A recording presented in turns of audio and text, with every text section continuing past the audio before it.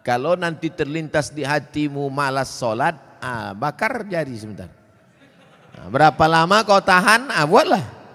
Agak-agak gosong sedikit. Hai tangan, tahan kau masuk neraka nanti tangan. Nama kau nanti nama nerakanya neraka sakor. Allahu Rabbi wal Islam dini wa Muhammadan Rasulullah wa yaqini. Selamat malam Ustadz. Assalamualaikumnya ada, cuman dia kayak selamat malam. Saya tak mau disebut selamat malam. Iya malam selamat, besok pagi. Apalagi udah kena lapor kan nih, ngeri-ngeri juga gitu kan. Iya, janganlah kalian mancing-mancing. Saya hamba Allah Pak Ustadz, alhamdulillah. Sekarang banyak orang hamba harta, hamba kuasa, hamba setan, hamba hantu. Bagaimana cara menjaga sholat agar lebih khusyuk dan tak malas Pak Ustadz? Itu nampak api kan? Kalau nanti terlintas di hatimu malas sholat, bakar jari sebentar. Berapa lama kau tahan? Buatlah. Agak-agak gosong sedikit. Hai tangan, tahan kau masuk neraka nanti tangan. Nama kau nanti nama nerakanya neraka sakor. Masalakakum fi sakar. Kenapa kau masuk dalam neraka sakar? Lam naku minal musallin, karena tak sholat. Bakar. Makanya Muhammad Ali kemana-mana bawa mancis. Muhammad Ali petinju, mana-mana bawa mancis. Padahal dia tak merokok. Ditanya orang, kenapa kau bawa mancis? Asal terlintas di otakku mau buat dosa, aku bakar tangan. Kalau mancis tak mempan, obor bawa. Bagaimana sholat ini khusyuk Pak Ustadz? 5. Yang pertama, ketika berwudu khusyuk. Waktu menyuci tangan, bersih dosa dari tangan. Waktu memasukkan air ke mulut ke hidung, bersihkan dosa-dosa mulut, dosa-dosa lidah, dosa hidung. Waktu air dibasuh ke muka, keluar dosa-dosa biji mata, banyak silap salah. Waktu air menyiram tangan, keluar dosa-dosa dari ujung jari jemari. Khusyuk. Waktu air mengusap kepala, keluar dosa isi kepala yang kotor sampai ke lubang telinga. Waktu air menyiram kaki, keluar dosa-dosa kaki yang dilangkahkan ke tempat maksiat dan dosa. Makanya ketika berwuduk itu jangan bercakap. Ini banyak orang sambil wuduk bercakap. Itu loh, aku bilang sama kau kemarin, panjat pinang itu jangan besar-besar kali pinangnya. Modal kita pun tak ada, tapi kau itulah. Pak RT kan udah ngasih, Pak RW kenapa enggak juga? Entahlah, kentutlah sama dia. Itulah maka tak khusyuk. Karena ketika wudhu masih bicara dunia. Lalu dari tempat wudhu ke tempat sholat tak boleh tasbih. Tasbih menggerak-gerakkan. Tak boleh. Tasbih tak boleh. Yang boleh tasbih. Subhanallah. Makanya kalau ada ngajak-ngajak ngobrol tak usah. Gimana kabar? Subhanallah. Subhanallah. 3. Ada terdengar azan, jawab. Hayya 'alas shalah. La haula wala quwata.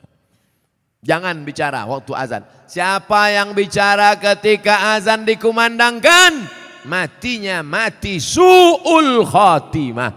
Begitu kata Syekh Imam Nawawi, Syekh Jalaluddin Abdurrahman As-Suyuti. Hati-hati.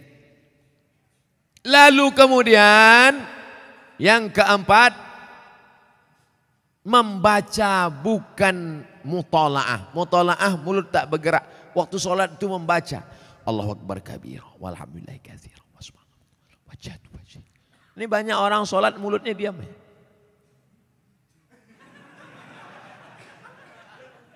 Mulut membaca. Karena di situ disebut qiraah. Qiraah artinya membaca. Bismillahirrahmanirrahim. Alhamdulillah. Yang kelima, mengerti apa yang dibaca. Itulah mengapa tadi saya pilih ayatnya, ayat-ayat pendek supaya besok kalau sholat zuhur mengerti apa yang dibaca. Wailul likulli humazatil lumazah alladzi jama'a malahu wa'addada. Kebetulan kawan di sebelah itu asik ngumpul-ngumpul harta. Jama'a malahu wa'addada. Yahsabu annama lahu akhladah. Kalla la yumbadanna fil hutamah. Apa hukumnya mencium istri sedang berpuasa? Istri siapa?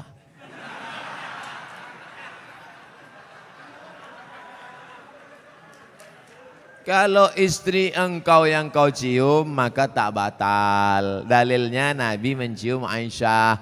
Tapi kalau dia ihtiyat, hati-hati, takut dia tak bisa mengendalikan hawa nafsunya seperti Nabi Muhammad SAW, maka dia ihtiyat, dijaganya. Tapi hukum aslinya tak batal. Tapi kalau sampai memperturutkan hawa nafsu, maka jatuh dalam batal, rusak puasanya. Man lam yada imsakun nafsi, menahan diri, anil mahzurati, dari semua yang terlarang, min tulu'il fajri, dari terbit fajar, ila ghurubi syamsi, sampai tenggelam matahari. Itu definisi puasa. Kalau adakah dalil yang menjelaskan tentang tahlilan? La ilaha illallah, la ilaha illallah, la ilaha illallah. Itu artinya tahlil. Tasbih, subhanallah. Tahmid, alhamdulillah. Takbir, Allahu akbar. Tahlil, la ilaha illallah. Man halala, siapa yang mengucapkan tahlil, summa ahda sawabahu ilal mayyit, kemudian tahlil itu dihadiahkannya kepada si mayit, orang mati, yantafi'u bihi, pahalanya sampai dan orang mati itu dapat manfaat. Begitu kata Imam Ibnu Taimiyah dalam kitab Majmu' Fatwa Ibnu Taimiyah. Kenapa Ustadz pilih pendapat Ibnu Taimiyah? Karena yang banyak melarang-melarang nih sekarang anak-anak buahnya Ibnu Taimiyah. Paham? Padahal Imam Ibnu Taimiyah dalam Majmu' Fatawa mengatakan siapa yang mengucapkan tahlil dihadiahkannya pahalanya pada yang meninggal sampai. Kalau dimasakkannya bubur kacang hijau. Kenapa Ustadz tiba-tiba ingat bubur kacang hijau? Oke, bubur jagung kalau gitu. Lalu kemudian dihadiahkannya pahalanya untuk almarhum. Sampai apa tak sampai? Sampai. Mana dalilnya? Mana? Kata Sa'ad, ummi matat, makku mati. Afa atasaddaqu anha, kalau aku bersedekah pahalanya sampai tak untuk emakku? Kata Nabi, tasaddaq, sampai. Sedekah engkau, sedekah. Ayu sadaqatu afdal, apa sedekah yang paling afdal? Kata Nabi, saqyul ma', sedekah yang paling afdal mengasih air minum. Kalau air minum saja sampai, apalagi gulai baung. Artinya sedekah sampai, sedekah sampai, tahlil sampai. Apalagi? Bacaan Quran. Yasin wal Qur'anil Hakim, innaka laminal mursalin. Sampai apa tak sampai bacaan Quran pada orang meninggal dunia? Sampai. Bacaan Quran untuk orang meninggal dunia sampai. Mana dalilnya? Ketika Nabi SAW melewati suatu makam, diambilnya pelepah korma, ditusukkannya ke makam itu. La'allallaha an yukhaffifa adzabahuma ma lam yaibasa. Tasbih pelepah korma sampai pada orang yang meninggal. Apa komentar Imam Nawawi dalam kitab Majmu', dalam kitab Al-Minhaj Syarah Sahih Muslim Ibn Al-Ajjaj? Kalau tasbih pelepah korma saja sampai, apalagi bacaan Quran orang yang beriman. Buka kitab Ar-Ruh, punya Imam Ibnu Qayyim Al-Jauziyah, murid Imam Ibnu Taimiyah. Punya murid namanya Ibnu Qayyim Al-Jauziyah, punya kitab namanya Ar-Ruh. Diriwayatkan sampai kepada Imam Ahmad bin Ambal lewat di suatu makam, ada orang membaca Al-Quran. Imam Ahmad bin Ambal melarang, tapi orang itu menyebutkan riwayat hadis, ternyata perawinya thiqah, bahwa Nabi punya sahabat namanya Abdullah bin Umar, anak Umar bin Khattab, berpesan, kalau aku mati nanti bacakan di atas kuburku pada bagian kepalaku pangkal Al-Baqarah, pada bagian kakiku ujung Al-Baqarah. Itulah dalil bacaan Quran sampai untuk orang yang sedekah sampai, tahlil sampai, baca Quran sampai. Sudah saya sebutkan dalil-dalilnya. Tak juga percaya, saya tak bisa menjawab. Habis sudah. Saya cuma bisa minta nama lengkap supaya nanti kalau mati saya kirim. Kalau tak sampai cepat-cepat kasih kabar.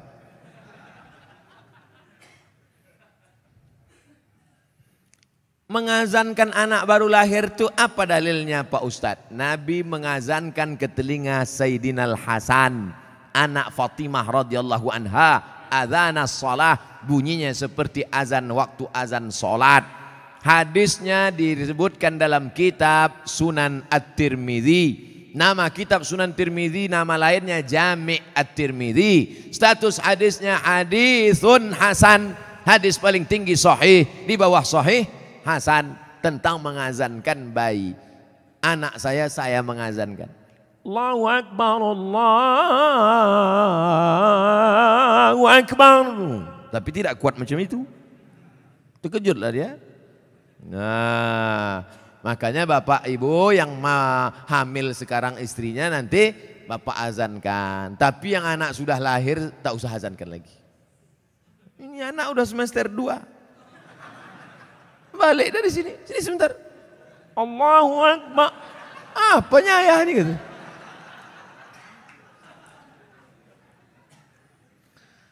Saya mau tanya mengenai pernikahan uang hantaran. Bagaimana menurut pandangan Ustadz kalau si ibu wanita itu meminta uang hantaran mahar yang cukup tinggi? Ada tiga kemungkinan ini. Pertama memang mau bertanya masalah hukum. Yang kedua mau menyindir mak tua ada di sini. Yang ketiga mau menawar. Perempuan yang paling baik aqalluha mahran, yang maharnya paling murah. Wahai ibu-ibu, turunkan harga mahar. Sebetulnya yang menetapkan harga mahar ini wali, ayah. Tapi sekarang banyak ayah yang anggota ISTI, Ikatan Suami Takut Bini. Maka yang berperan sekarang ibu-ibu, matre. Banyak perempuan lebih mau makan di daun daripada makan di pinggan. Oleh sebab itu turunkan standar nih sedikit. Jangan nanti setelah dia hamil barulah na'udzubillah datang dia baik-baik. Idza ja'akum man tardawna dinahu, kalau datang kepadamu orang yang baik akhlaknya, wa khuluquhu, baik agamanya, fazawijuhu, nikahkan dia. Illa taf'alu, kalau tak kau lakukan, takun fitnatun fil ardi wa fasadun arid, maka terjadi kerusakan yang amat sangat berat. Tolong jangan sampai anak-anak muda ini besok buat baleho turun ke jalan, turunkan harga mahar, turunkan harga mahar. Kemudian jodoh itu seperti apa Pak Ustadz? Apa orang yang sudah menikah terus meninggal terus menikah lagi, apakah itu berarti jodohnya juga Pak Ustadz? Karena berjumpa orang berjodoh atau karena jodoh dia berjumpa? Memang jam-jam 10:30 nih payah nangkap memang. Karena ada jodoh baru berjumpa atau karena berjumpa itu orang berjodoh? Karena ada jodoh lah maka berjumpa. Kalau tak ada jodoh sampai mati tak akan berjumpa. Kok Ustadz tahu? Saya pernah ngalami. Saya Dewan Juri Musabaqah Tilawatil Quran tingkat Provinsi Riau. Kalian pikir Ustadz alang-alang?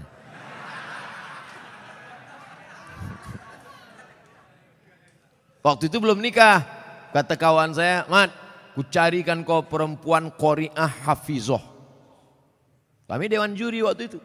Iyalah, kami pun seminggu kami cari, tak jumpa-jumpa. Setelah saya nikah, tahun berikutnya, pas kami sedang makan nasi goreng, berbisik kawan saya, Mat, yang kita cari tahun lalu tuh di belakang. Tapi kita udah menikah. Maka kalau tak berjodoh tak akan berjumpa.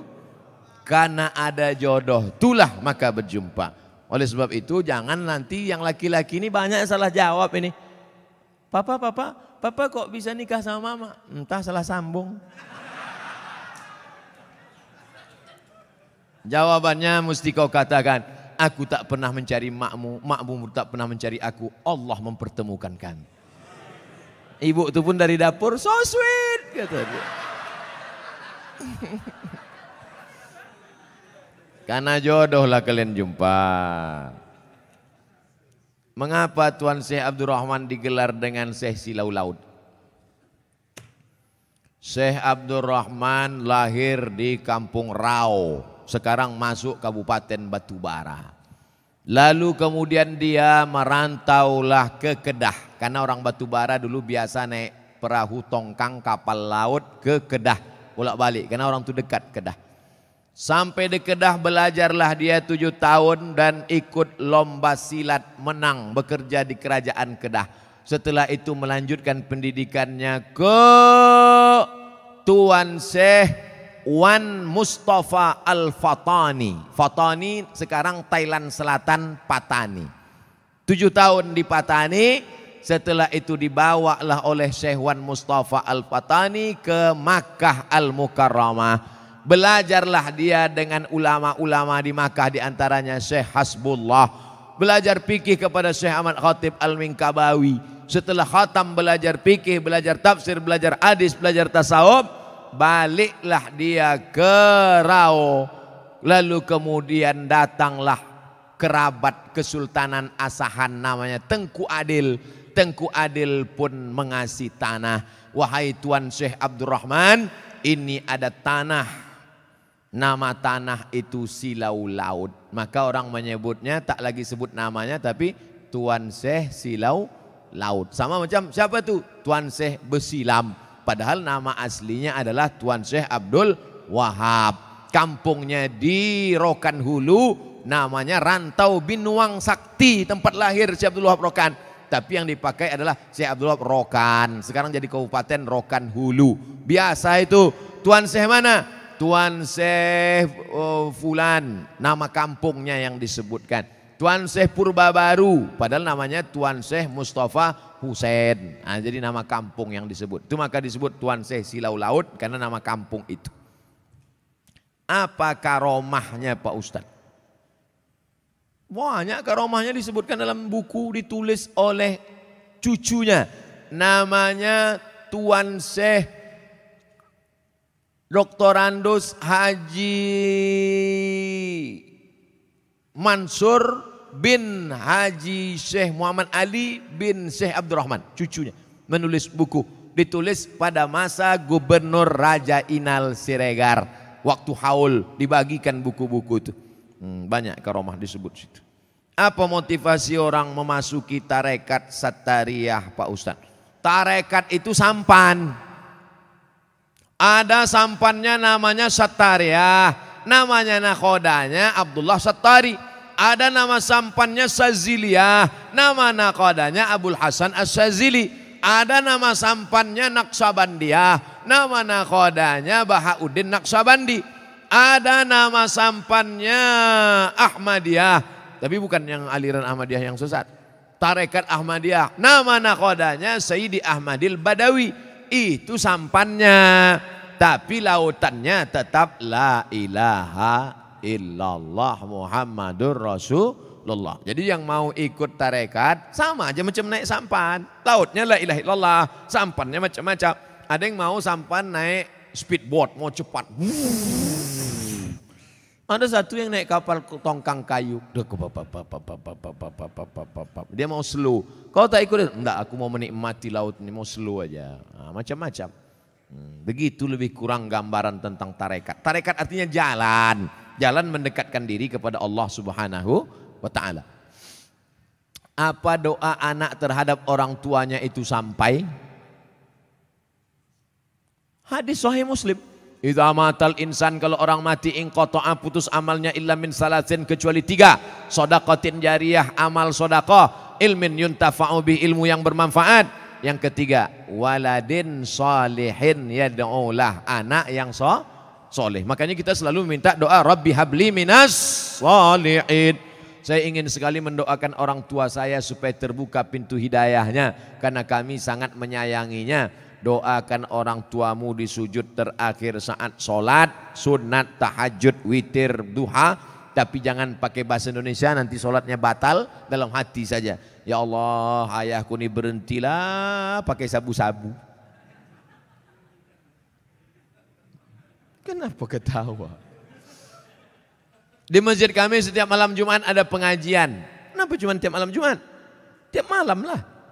Malam Senin fikih, malam Selasa hadis, malam Rabu akidah, malam Kamis tasawuf, baca Ihya Ulumuddin, malam Jumat stop wirid Yasin, malam Sabtu pengajian akhlak, malam Ahad tablik akbar. Masjid mesti penuh tiap malam, karena kalau tidak kosong masjid.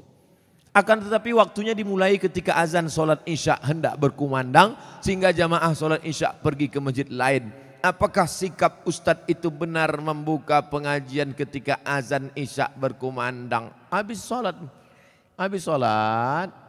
isya dulu, habis solat isya baru buka pengajian. Kenapa mesti pas azan isya itu?